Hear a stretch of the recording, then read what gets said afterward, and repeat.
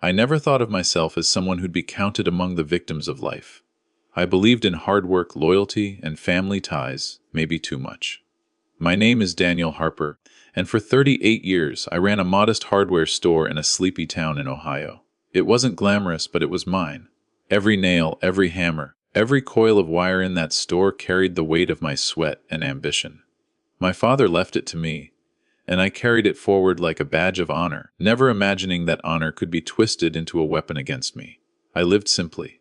My wife, Emily, shared my quiet life, though the spark in her eyes had faded over the years, replaced by fatigue and resignation. Our son, Ethan, was my pride, a bright young man with a sharp mind and a stubborn streak, already dreaming of a life beyond the aisles of screws and saws. I had always protected him, shielded him from the small cruelties of the world, and I thought that protection would be enough. The truth, though, is that life has a way of pulling the rug out from under you in ways you don't anticipate. Betrayal rarely comes from strangers. It seeps in through those you trust, through the hands that once shook yours in friendship, through whispers that sound like concern but carry poison. I learned that lesson slowly, like a shadow stretching across a bright room, and by the time I realized the danger, the first cracks had already appeared. It started with subtle changes, missed meetings, unexplained ledger discrepancies, employees who suddenly seemed nervous in my presence. I told myself I was imagining things, that a man as paranoid as I had become in middle age might be seeing threats where there were none.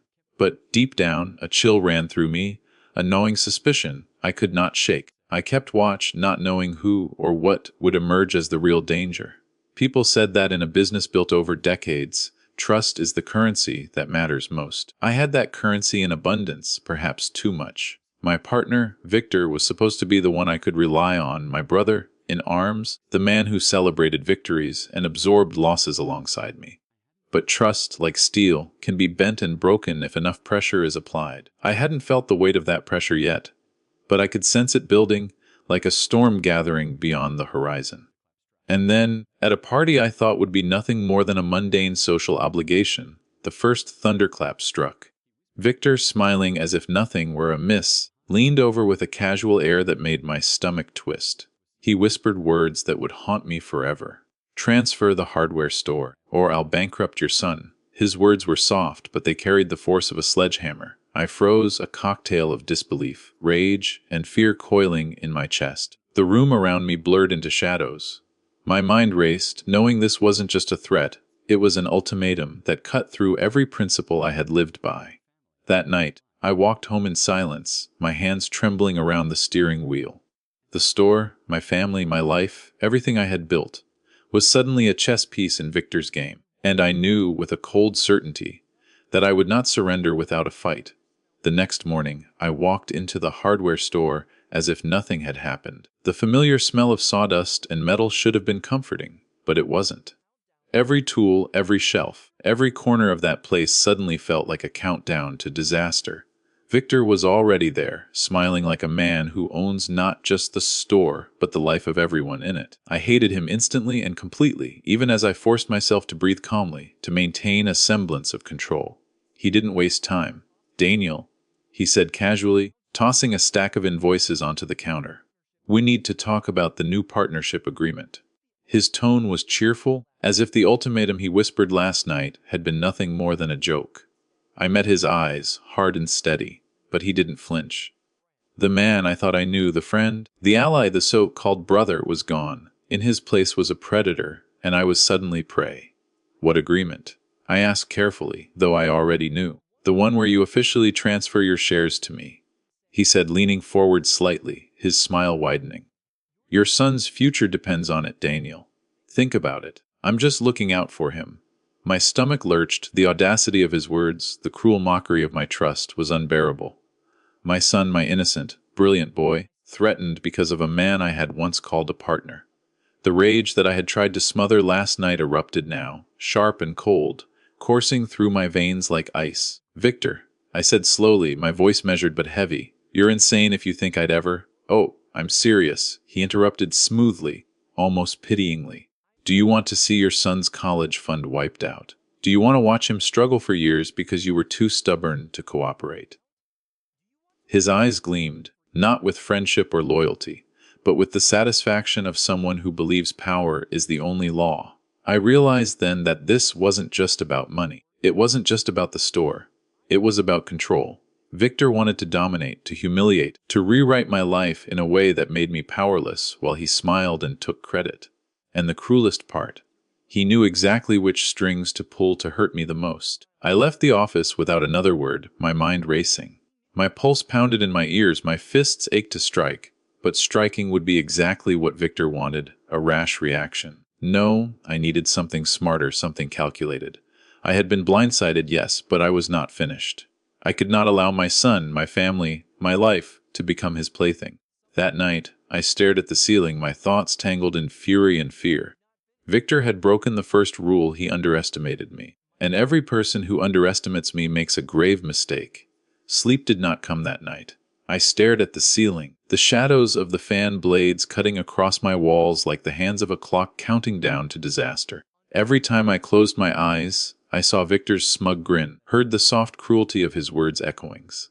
Transfer the hardware store, or I'll bankrupt your son. It was more than a threat. It was a violation, a knife twisting in the trust I had given so freely, and it lodged itself in my chest. I paced the living room, my thoughts bouncing between anger, despair, and a burning need for action. I loved my son with a ferocity I hadn't known existed, but I hated myself for the fear I felt. How had I not seen it coming? How had I misjudged Victor, this man I had called a friend? Every instinct told me to protect, to fight, but another voice whispered a dangerous caution: act rashly, and you'll lose everything. Emily stirred in the bedroom, sensing my unrest. She watched me with those tired, worried eyes, her hand reaching out as if to pull me back from the edge. "Daniel, talk to me," she whispered. But how could I explain betrayal that felt like a personal apocalypse? How could I tell her that the man we trusted, the man who promised loyalty, had threatened our son's future for his gain? I shook my head and forced a hollow smile. "I'm fine," I lied, and the lie tasted like ash. I realized then that my struggle was twofold. There was the outer battle, Victor, the threat, the betrayal, and then there was the inner battle. Fear is a subtle poison. It seeps into your thoughts, distorts your memories, and convinces you that surrender is safer than resistance. I had to fight it. I had to summon the cold, calculated part of me that I rarely acknowledged, the part that could plan, anticipate, and strike with precision. The rage would be fuel, but it could not be the engine. I thought about Ethan, my son, and the life I had promised him. College dreams, his first car. The small freedom to make mistakes and learn. Victor wanted to crush it all. And the thought of that injustice brought clarity. I would not react with blind fury. I would think, observe, and wait for the perfect moment. If Victor thought I was paralyzed by fear, he underestimated the depth of my resolve. Late into the night, I started making lists, not of revenge, not yet, but of questions. What were Victor's weaknesses? Who did he trust blindly? Where was he vulnerable? Every detail mattered. I realized something else, darker and more unsettling. The betrayal cut so deep that it reshaped me. I was no longer just a father, a businessman, a husband. I was a man with a wound so deep that patience and cunning had become survival. By the time dawn crept through the blinds, I was exhausted, yet resolute. The storm of fear had not dissipated, but it had transformed into something sharper, something deliberate. I would not allow my family to be pawns in Victor's game. I would not be a victim. And in that moment, I swore to myself that revenge would be precise, unavoidable, and complete. For the next several days, I became a ghost in my own life. I smiled, nodded, and performed the motions of a man unconcerned, but inside, every thought was occupied with Victor. I watched him carefully, noting the way he spoke to employees, the way his gaze lingered on certain ledgers, the way he underestimated the quiet resilience of those around him. Everything was a clue, every gesture a piece of the puzzle I was assembling. I spent long hours in my office, poring over financial statements, contracts, and past transactions. My hands shook at first, not from fear, but from the excitement of planning something precise, something that would leave no room for error. Victor had made a critical mistake. He had assumed I would panic. I had no intention of panicking. I would act, yes, but only when every piece was in place. I started reaching out quietly, discreetly. A lawyer I trusted from years ago, someone who had seen the dark side of business dealings, became my silent ally. I explained little, only enough to set wheels in motion. Audits, liens, ownership verification. If Victor thought he could manipulate the situation without scrutiny, he had forgotten that I had knowledge he could not anticipate. Then came the more delicate part: information. I needed to know everything about Victor's personal and professional life, every weakness, every debt, every secret, not for petty revenge, but to create leverage that could not be ignored. I became a student of his habits, memorizing the times he left his office unattended, the employees he trusted too blindly, the people who might be swayed by subtle persuasion. At home, I had to maintain a facade of normalcy. Emily noticed my late nights and quiet obsession, but I told her it was the store's new inventory system. Ethan sensed tension but couldn't place it. I knew that if Victor suspected I was already moving, he might act faster, recklessly. Patience was essential. This wasn't about confrontation, it was about orchestration. In my mind, I rehearsed conversations, imagined scenarios, calculated outcomes. Each potential move of Victor's was countered by a mental strategy. I realized that revenge was not simply taking something from him. It was reclaiming what he thought he had stolen from me, and doing so in a way that left him powerless, exposed and humiliated without a single reckless step. I also wrestled with my own morality. Was I crossing a line? Was the pursuit of revenge transforming me into the very predator I despised? But then I thought of Ethan, of my father's legacy, of the principles that Victor sought to trample. This was not malice, it was justice, tempered by strategy and patience. And justice, I reminded myself, often requires cunning that is indistinguishable from ruthlessness. By the end of that week, the plan was no longer just an idea, it was a map, detailed and intricate, waiting for the perfect moment to execute. And as I looked across my office at the stacks of files and notes, I felt the first spark of satisfaction. Victor had set the game, but I was about to change the rules. The day came when patience had to meet action. I moved quietly, deliberately, like a predator testing the waters before the final strike. The first phase wasn't meant to destroy Victor. It was meant to unsettle him, to make him question his assumptions, to show that I was not the man he had thought he could intimidate. I began with subtle financial maneuvers. Small discrepancies in the books, unnoticed at first, began to appear in the reports Victor relied on. Vendors called with questions that shouldn't have existed. Inventory errors, misfiled invoices, nothing catastrophic, yet everything precise enough to plant doubt in Victor's mind. He was meticulous, but he didn't see the hand behind the curtain. And with every small anomaly, I watched him grow tense, his easy smile faltering in the presence of uncertainty. At the same time, I leveraged people Victor trusted. Quiet conversations, casual inquiries, discreet reminders of loyalty and honesty. Employees who had once feared confrontation now found subtle ways to alert me to Victor's actions, unknowing participants in the framework I was building. It was psychological warfare, executed without a word of confrontation. Every whispered tip, every careful nudge, gave me control over a situation he thought was entirely his own. Victor noticed the first signs of unease, though he did not know the source. I could see it in his restless pacing during staff meetings, in the way his hands gripped the edge of the conference table. He was hunting shadows, sensing a threat he couldn't locate.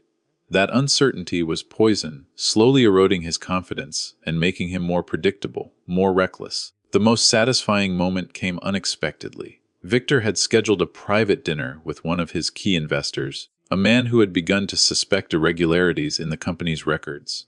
I ensured a minor miscommunication, a misfiled report, an unexplained delay in shipping data, reached the investor's hands first. The investor's expression spoke volumes over dinner: confusion, doubt, irritation. Victor, unaware of my intervention, struggled to explain, his confident facade cracking for the first time. Driving home that night, I felt a cold satisfaction. Each move, each calculated disruption, reminded me that revenge does not have to be explosive to be effective. Subtlety was my ally.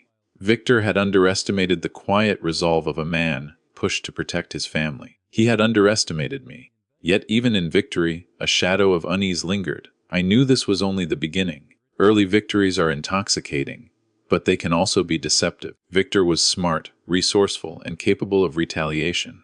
I could not afford arrogance. The next phase would require even more precision, more patience, and more psychological insight. Every small success was a step closer, but also a signal that the game had escalated beyond simple countermeasures. Victor's facade of control began to crumble faster than I anticipated. The subtle disturbances I planted, the misfiled invoices, the delayed shipments, the whispered doubts to his investors had shaken him deeply. But now it was time for the next stage confrontation, not with fists or threats, but with truth as a weapon. I arranged a meeting under the pretense of negotiation, in the same conference room where so many of our previous victories had been celebrated together.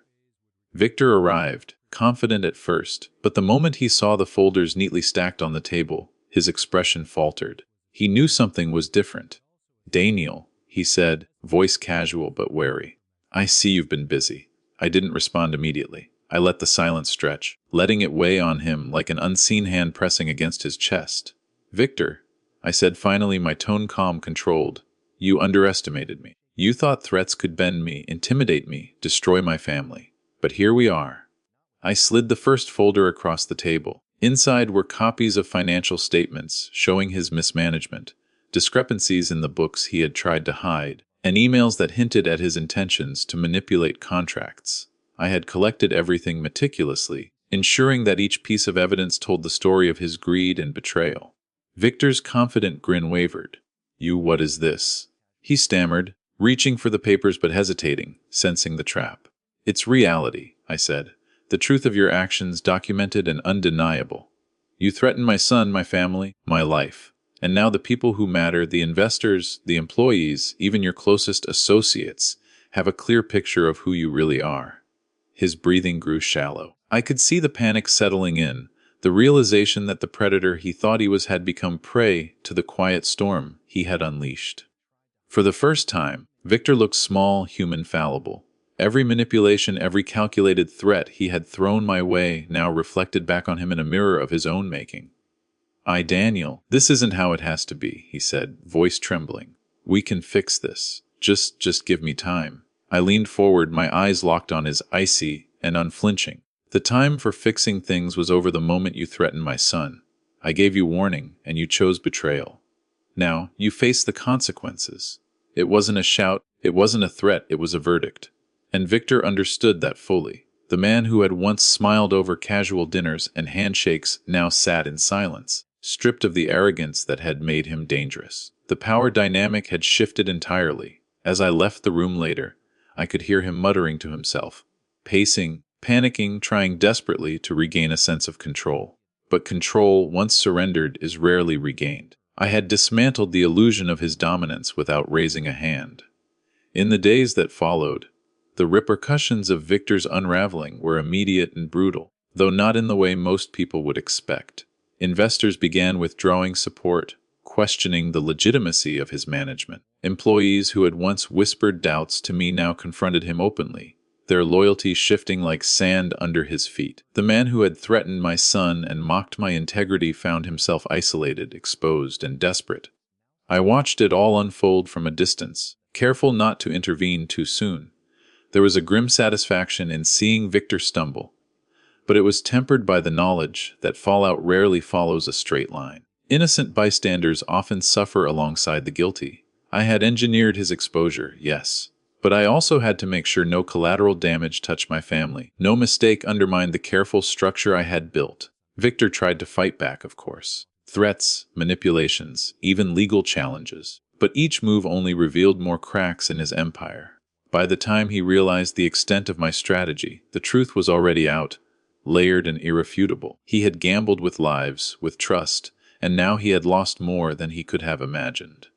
Even so, there were nights when I felt the weight of what I had done. Revenge is not clean. It leaves traces on the mind, shadows that whisper in quiet moments.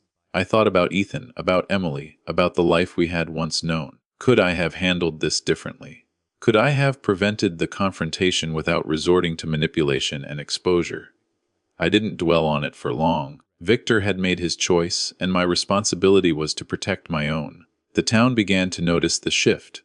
Whispers followed Victor wherever he went. The man who had once carried himself with arrogant certainty now flinched at every glance, every casual remark. It was a social death almost as complete as the professional one I had orchestrated. And yet, I didn't gloat publicly. Revenge, I had learned, is most effective when quiet, when its impact resonates internally for the person who inflicted the pain. My family, too, felt the tension ease. Emily no longer watched me with worry etched into her face, and Ethan's smile returned, cautious but genuine. The hardware store remained ours, secure and intact, a symbol of the endurance of patience, planning, and principle. In the shadows of Victor's downfall, I felt a strange mixture of triumph and melancholy. Because revenge, even when justified, is a cost. It changes the avenger in ways that are subtle, sometimes irreversible. I had reclaimed my life, my son's future, my dignity. But in doing so, I had glimpsed the darkness within myself, the part capable of careful calculation and relentless strategy. It was both empowering and terrifying. The dust settled slowly, like morning mist lifting from a field after a storm. Victor's empire had crumbled, his influence evaporated, and his threats were nothing more than bitter memories. The hardware store, my father's legacy, remained in my hands, intact, humming with the quiet rhythm of honest work. Yet even in victory, I felt the weight of what had transpired. Revenge, I realized, is not a climax but a transformation. Sitting in my office late one evening, I watched Ethan organize inventory with the same meticulous care I had once taken. He was young, but already I could see the traits that had made me careful, cautious, and strategic. I knew he would face the world with intelligence and kindness, but also with a quiet resilience I had learned to cultivate in myself. I wanted him to inherit not just a store, but the wisdom that comes from surviving betrayal without losing one's principles. Emily joined me, leaning on the edge of my desk, her presence grounding me in a way nothing else could. "It's over," she said softly, almost as if speaking it aloud made it real. "You did what you had to do." "Yes," I said, though the word felt hollow in my mouth. "But it's never truly over. The memory, the lessons, they stay. I've won against him. But I've also seen a side of myself I cannot ignore, a side that can act without mercy when provoked. That knowledge is both empowering and unsettling." I thought about Victor, the man who had once been my partner, my confidant. He had been cunning, manipulative, and cruel, but he had also underestimated me. I had survived not by force, not by anger, but by careful thought, patience, and strategy. And that was a lesson I would carry for the rest of my life. The greatest victories come not from reaction, but from control. As the sun dipped below the horizon, casting long shadows across the store, I reflected on what had been lost and what had been gained. Trust, once broken, can never be fully restored, but resilience can be built stronger than ever. I had protected my family, reclaimed my legacy, and learned the limits of human deception, and in doing so, I had discovered depths of resolve I never knew existed. Yet, despite all, I also felt a strange melancholy. Revenge had been necessary, but it had left its mark. It was a reminder that justice is rarely simple, and that protecting what we love often requires confronting darkness we wish we could ignore. And still, I would choose the same path again, if it meant safeguarding those I cared for most. In the quiet aftermath, I understood that life continues, imperfect but honest. The hardware store thrived, my family endured, and I emerged tempered by betrayal and fortified by strategy. Victor's shadow lingered only as a cautionary tale, a reminder of the fragility of trust and the strength that comes from calculated resilience. The storm had passed, but the lessons remained. Betrayal teaches, patience empowers, and justice, when tempered with intelligence and control, restores not only what is lost, but also the dignity of those who refuse to surrender. True victory lies not in vengeance alone, but in resilience, foresight, and the ability to protect what truly matters while learning from the darkness others impose.